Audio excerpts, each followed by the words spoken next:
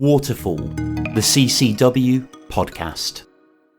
Hello and welcome to Waterfall. It's the water saving podcast from CCW, that's the Consumer Council for Water. We're all about saving water, saving money, protecting the environment and combating climate change. I'm here as ever with my trusty co-host.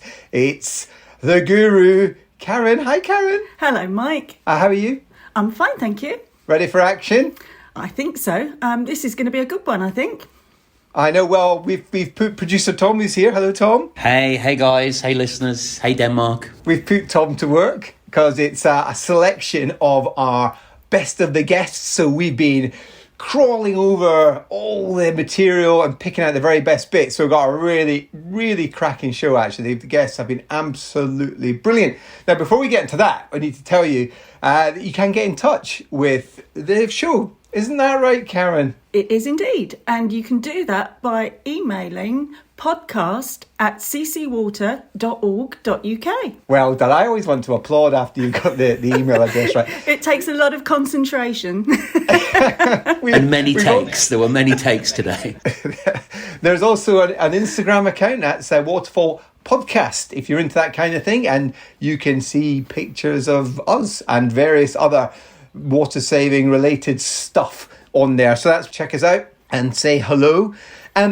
We have been getting some feedback, which is great, and we love it. And I just want to give a big hello to Thomas from Denmark, and he's been in touch and he's recommended a guest for season 2. So we have got in touch with his recommendation, and hopefully that person will agree to come on the podcast. I don't want to say who it is, just in case they reject us and my delicate ego can't take it. But Thomas, thank you so much for getting in touch. And we've got exciting chart news, don't we, Tom? We've penetrated a new market, Mike. Denmark is now just on fire with the podcast. I just love it over there. We got to number 11 in the Denmark Natural Sciences chart, which is absolutely fantastic. I'm putting this down to Thomas and his friends. So thank you, Thomas, again for that.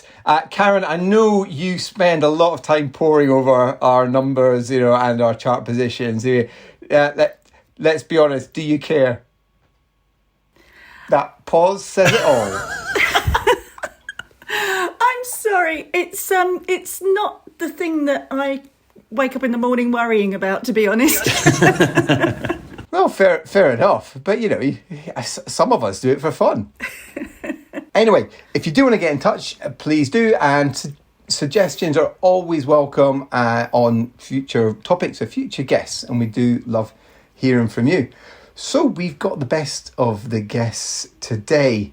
I've been excited about this episode for a long time because we've had so many great guests. Yeah, so people that have joined us on season 1 of Waterfall have shared their different perspectives on why valuing and conserving water is important, and shared hints and tips on how you can save water with very little effort. Our first clip, and some very timely advice from WaterSafe plumber Steve and director Julie on the importance of knowing where your stop tap is, particularly as we've seen so many burst pipes resulting from the recent freezing temperatures being followed by a rapid thaw. This podcast is brought to you by CCW, the voice for water consumers. So what's the advice then from Steve on where the stop tap may be? If only people, there could be anywhere. Usually most common is under the kitchen sink. But you can spend longer looking for a stopcock on some properties than actually doing the job. It's some people have no idea, and as long we can get over it to a degree as long as we can shut it off in the road. But yeah, the amount of people that don't know where their stopcock is inside the house, the majority don't.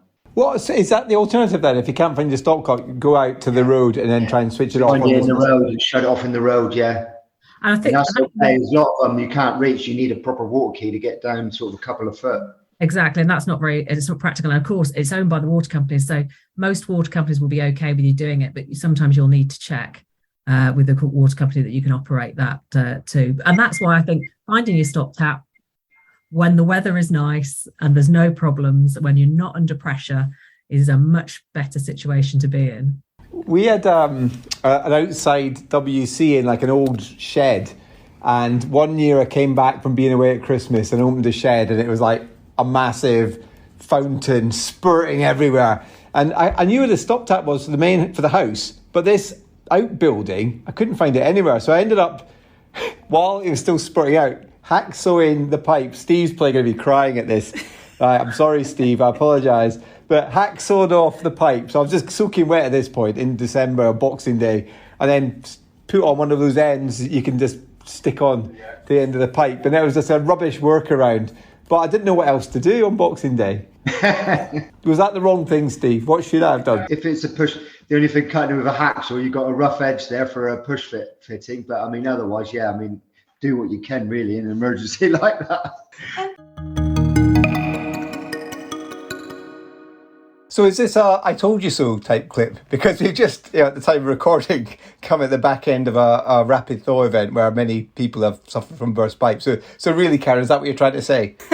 Well, I think it's obviously very timely advice, and it just goes to show how important it is to check out these things when you're not in an emergency situation. Yeah, I mean, that was the big thing from that, wasn't it? Find your stop tap before you actually need it to find it in anger. Absolutely.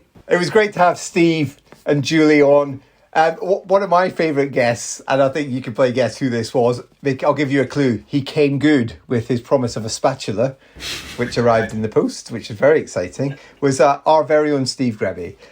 He's so good as a guest that we've had him on twice. I think that was probably just because we had some sort of booking issue. Tom's accident with his spreadsheet. But it was great to get Steve on. And when he came on for the first time, it was so good to hear him talking so passionately about his favourite topic, which is basically poo and blockages. The whole Prince of Poo did allow us to talk about what was my favourite piece of research that CCW have done in a long, long time, which is about SinkSense. So we're going to hear a bit more about that now.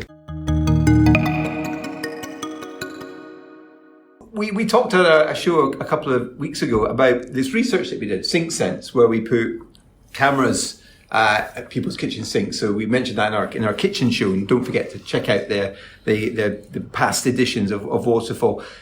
So we put cameras on people's kitchen sinks, and we got their permission though, Mike. Yeah, we did. We did ask first, and we were very careful about what we captured. Well, we weren't just snooping, and I know, Steve, you've suggested in the past that we do the equivalent of SinkSense in the bathroom. Yes. It's been done. The only way what SinkSense exposed is what, and forgive the pun, is that, or not exposed because we're very careful. What they exposed was what people think they do and what they actually do might be two different things. Now, we asked the people who participated in SinkSense, how they dealt with fats, oils and grease. And one of the guys said, I'm very careful with fats, oils and grease. I leave it to cool and I scrape it into the bin. And actually, we had him on camera literally pouring the fat off a chicken. Oh, was this chicken man? Straight as the chicken blow. And bless him, for all his embarrassment, he still let us use the footage. He was still happy for us to use the footage because he was shocked as well. So, what people think they do and what they actually do in practice might be two different things because, when it comes to cooking, you might cut corners and be a bit lazy and not, leave it to cool for a bit and scrape it in the bin. You just want rid of it there because you're trying to clean your kitchen. So it takes a bit of thought and it takes a bit of time to sort of train your brain. But, it's a bit like turning off the tap when you're brushing your teeth. I think most people have got that now. Most people turn the tap off, or if they leave the tap running, you get that little thing in your head, I've left the tap running. And I think the same can be true of the behaviours we have in the kitchen. So this is the point you were making earlier, actually, about habits. And this is a point that we make in Waterfall quite a lot. It's about trying to change habits. It's not about making big sacrifices. It's just trying to do that retraining for habits.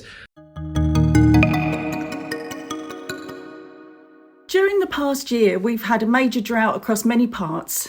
A guest that really stood out for me was Alastair from CIWEM, who explained the relationship between our use of water at home and the natural environment, and why remembering that link is really important. Now, just before we play this clip, Karen, I have to just chip in here with something, because do you listen to our episodes? I mean, it was quite clear in this episode, Alastair said he was called Al.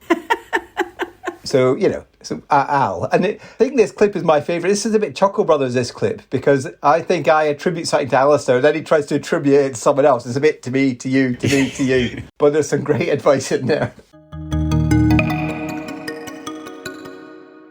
water companies get given a license to take water out of the environment, and it has those licenses. They will let companies take a certain amount out and leave a certain amount back for the natural environment so that those fish, they have enough. That's really important. The problem with that is under drought conditions, water companies can apply to vary those licenses so they can take more out. And obviously under drought conditions, that's when the natural environment is also under most pressure. Public water supply, abstraction for public water supply, is kind of sacrosanct. That water companies have a duty, legal duty, to ensure a wholesome supply of water to their customers, however that comes, even if they have to tanker it in. The environment under those kind of conditions does come second. And so depending on how bad a drought gets, then yes, it may be that by and large it's public water supply that is having a really big impact. But the rate of evaporation out of water resources and from the soil and so on, that will dramatically increase when you get these really, really hot spells or record dry spells, super dry over a couple of months in the summer. And so it is a combination of lots of different factors. Unfortunately, the point where we need the water the most, that's when the environment needs the water the most. And the more spare water we can kind of try and trap in the natural environment, in things like soils, the more buffer there is before we get to those, harrowing points. So a really good rule to live by is that you can't have too many mics on the podcast. True or false? Microphones, mic keels, all the mics, yeah. Exactly. I'm not sure if Karen's not convinced about that at all. But yeah, that was one of my favourite episodes, actually, when we had Mike from the Met Office coming on to talk about the weather and the weather we've been experiencing in this past year, which has been so interesting and actually just it's been so exceptional. So it was great to get Mike on to explain that and to put it into context and particularly answer that question about what's driving it. So one question that I think everyone wants to ask is, is what we've seen this year driven by climate change, these extremes, particularly extremes in temperature, is it climate change? Can you say that? Well, look, so we said I work in NCIC, National Climate Information Centre. So we look at the observations fundamentally. So we're not here thinking about models, what's happening in the future. We're talking about what's happening now. What can we see already in our observations? And we can already see that our climate is changing. The UK's climate is changing. Climate change is happening now.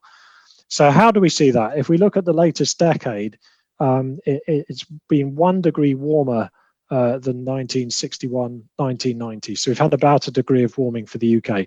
And that's broadly consistent with what we've seen globally. As we know, CO2 levels and other greenhouse gases are rising in the atmosphere.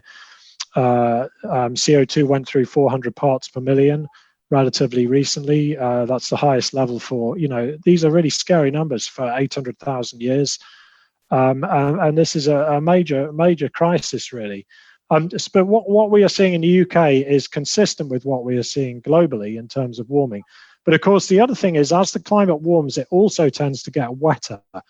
So that is because basically a warmer atmosphere has the capability to hold more moisture at roughly 7% per degree. So the most recent decade, for example, for the UK, has been 10% wetter than 1961 to 1990. It wasn't just the drought getting people hot under the collar this year. The cost of living crisis is affecting everyone and making many households nervous about juggling all their household bills. We were joined by Andy White, who talked to us about the help that's available from water companies and the support that they're able to give their customers that are going through tough times. Be sure to head back through the archives and check out all the past episodes of Waterfall. What can water companies do to kind of make themselves more approachable? They do need to kind of change that relationship that they've got with customers. They need to be able to see them as more approachable. And that comes from the interactions they have with them. And I think it is that first step sometimes that it takes for someone to reach out for help. And if they're there to give that help immediately, without question, without judgment, then that can really change that relationship going forward, for a lifetime, potentially, for that person. And they'll see their water company as someone there that can help them through those difficult periods, rather than someone that is going to be on their back. And they've seen them as a friend rather than a fool, Absolutely, right? yeah. So it's a real opportunity for water companies to change the way they're perceived. Because I was just thinking about, you want to break down those barriers for that initial contact. Yeah. So it's like, we're really urging people, clearly to get in touch, but also water companies to present their friendliest face as well. Yeah. So I think I know what you're going to say, but I'm going to ask you anyway, because you've given us a whole host of brilliant hints and tips, and we will cram the show notes with all of these, right? So people can see where to go. But what would you say is the kind of one main message for people? If someone's only half listening to this, they're doing the ironing or having a cup of tea, what would be the one thing you want people to do? I think it's just to understand that through our lifetimes, our financial circumstances can all change, and there may always be, there may be that time in all our lives where we need a little bit of extra help. So they shouldn't feel awkward about that. They should reach out and take that help that is available. And if people know anyone that is in that situation, please encourage them to get that help. It really is what they're entitled to. So give your friends a nudge. Absolutely. Yeah, that's fantastic advice. This is a really important clip for everyone because, so many people are struggling right now. And it was great to get another one of our own, Andy White, in to talk about this stuff. And he knows all this stuff inside out. And there was tons of great advice in that episode. Really was. And it just emphasised how important it is not to suffer in silence and to make sure that people do come forward to seek that help. Yeah, there's help out there. It's got your name in it. Step forward and claim it. I really love the podcast episodes when it's just us, the trio. Karen, you feel differently. You like it when we get the guests on. But, I don't like that lack of control, being a control freak. I think you quite like the chaos of it and the fact that it heats off you. I think the more the merrier. But I have enjoyed getting the guests on, and the sort of maximum chaos is caused when we get more than one guest on. And it was a really lovely episode when Nathan and Steph joined us from Waterwise. I absolutely loved that episode, mainly because, well, one, they completely vindicated my obsession with leaky loos, but also they were just so passionate about water saving and everything associated with it that they completely out-gurued you as the top gurus. I mean, how do you feel? I was more than happy for them to show the way. I mean, it was hard to pick our favourite clip from this episode because there was so much good stuff in there that just makes me smile. Waterwise, you must have tips coming out of your ears. Well, I'm like obsessed with toilets. Me too, Nathan. I'm with you. Don't get him on the subject of toilets. And I think it's such a waste. It's such a waste.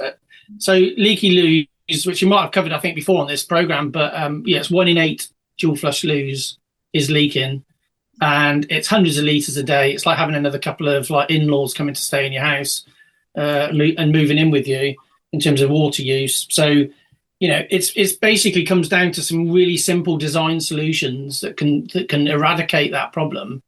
So that's what we want to see on that side of things. So in terms of a tip for for households, check and see if you've got a leaky loo. Put a bit of paper on the back of the pan after you've flushed it, and then leave it and see if it sort of washes away. The other one would be dual flush buttons. Do you know which button does what on your toilets in your house? Now, we've looked at loads of different designs, and for some of them, it's literally 50-50 whether you get the right button, whether people know which one to press. Now, again, that's like a design thing. It's a simple solution, really, that should be out there. The buttons should be really obvious. But But if you don't know which one is which, you can sort of do it yourself and just see how long it takes to refill the cistern. And that will give you an idea of which one is the low flush and which one's the high flush. So those would be my toilet wasting, water wasting tips. And mine would probably be more around the showers. So the one I love is obviously is to shower with a bucket. I know that one's probably a bit obscure and some people may not want to shower with a bucket. But if you did, then you could use that water to obviously flush your toilet or use on your non-edible plants. And if you don't want to use a bucket, then just having a shorter shower, instead of the 10 minutes or 20 minutes, try and get it down to 4. And something we like to do at Waterwise is use we have a Waterwise playlist on Spotify. Other obviously ones are available, but yeah, to try and pick a song around 3 to 4 minutes and see if you can shower for that length. Shorter showers is something we absolutely love. And we love the playlists. We've got our own top playlists at CCW on this as well. We, or should I say Mike, also put some of our guests on the spot. How dare you? One such occasion being when Evan joined us to talk about how businesses use water. So Evan, can we do a little quiz on you now? You can try. Hopefully, I don't fail in front of all the fans. Yeah. Well, I'm only doing this because I was going to ask Karen a question. I was convinced she knew the answer, which she did. So I asked Tom, and then he completely fluked it, right? Which I suspect there was some cheating going on. So I'm going to ask you: out of all the water, the public water supply, what percentage is used by business customers? Yes. Thank you for asking that question, Mike, which I'm just going to get off the top of my head, but I'm going to say 30%. Oh, look at that! It's not in my notes at all. 30, it's not in your notes. No. 30, am I right? Yeah, right. That's a hat trick. Everyone in the room knew this. Apart, well, I didn't. Yeah. I had to be told 3 times. Yeah. But awesome. I'm amazed at this, that you all got this. So businesses use a lot of water. We've heard many times in this podcast about the need to reduce water demand, and we've mainly been focusing on what people can do in their own lives and their own homes. But how important is their own business in reducing demand? It's very important, Mike. The non-household water usage is very skewed. A small percentage of business customers actually use a very large proportion of water, meaning a small number of very top consuming consumers, business consumers, could do a whole lot to save a lot of water. In fact, the top consuming 32,000 supply points use 60% of the water in the non-household market and 18% overall. So a few businesses can make a big difference. And you've probably seen factoids as well that tell you how much water it actually takes to make certain products, agriculture or manufacturing, thousands and thousands of liters of water for 1 kilogram of product produced. So yeah, you can make huge difference. So what you're saying is a few businesses use a lot of water. A few businesses do use a lot of water, and I suppose at the other end, it's worth reminding listeners that a lot of businesses use a little bit of water, and a lot of businesses are very much using water the same way households do. I'm not sure the exact figure, but I think around 98-99% of businesses are small businesses, and they use water in their kitchens and flush toilets. So very much the domestic type usage. Well, I think we've covered all the guests now. That's probably the end of the episode, right? Oh no. Someone's looking a bit mopey. Tom's looking a bit mopey faced, like a sad zoo lion. Why is that, Tom? Oh, I know why it is, because you keep going on and on about the time you're a guest. No, but producer Tom was actually fantastic when he revealed himself. Excuse me, that sounds wrong. He revealed himself as a top and knowledgeable guest when he joined CCW's chief exec, Emma Clancy, by the banks of the River Thames to explain the Walking with Water initiative that you're leading. So, Tom, do you want to introduce yourself? Because this was a cracking episode. Yeah, this is very fourth wall breaking. This is very meta-textual. But yes, I was lucky enough to actually grace the pod with Mike and Emma in my personal Waterfall favourite episode, I must say. I just think the vibe, the noise, the fact that we almost got ran down by a bicycle. You know, there's just so much going on. I think it was a scooter. It was a scooter, wasn't it? Sorry, I'm still traumatised. I still can't remember it quite clearly. It was going at about 70 miles an hour on a towpath. I mean, it was quite hairy. It was. But yes, so here is myself speaking about walking with water. So how did people get involved? You've just name-checked some material, website you can go on. Yeah. But, you know, how can you get stuck into this initiative? Well, yeah, again, just, you know, the web page is the first thing, really. You can just get on there. You can find a local walk nearby. And if you don't know of any nearby, you can go onto the Canal and River Trust. And then we encourage people, when they do head out there, to go onto the website, stick on the website, and download an activity booklet as well that they can take out. Maybe there'll be one at a visitor centre.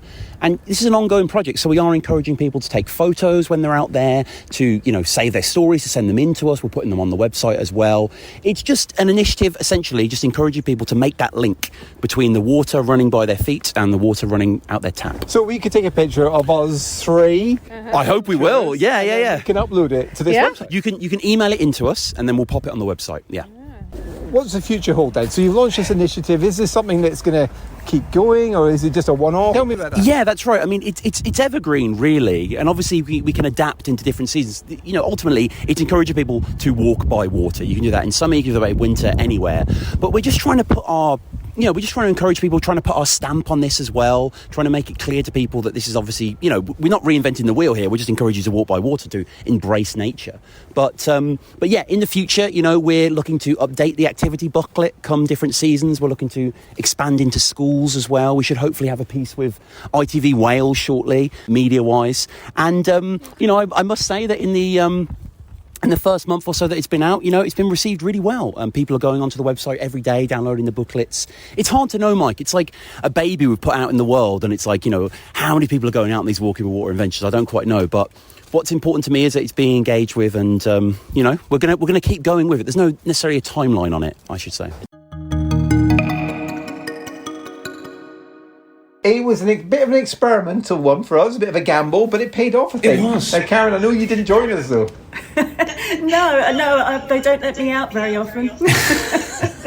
But yeah, we've had a really, really good set of guests, and it's been a pleasure having people on Waterfall. And we'll be welcoming many more guests in season 2 of Waterfall. So remember, whatever the weather, it's important that we all value water and use it wisely. By doing so, you can not only save water, but energy and money too. You'll also be doing a bit for the environment.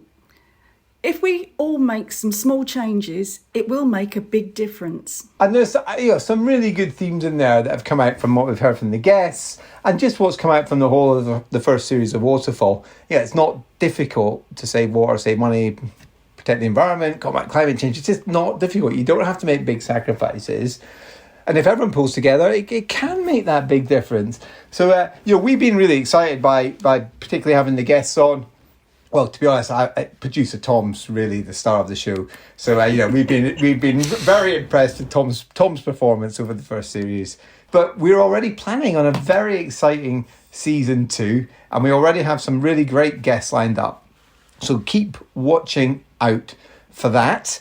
And don't forget, in the meantime, you can see what we're up to on our Instagram, that's Waterfall Podcast, or you can just email us, tell us what you think, tell us what you want to hear at our email address, which Karen is going to just reel off with no pauses or hesitation.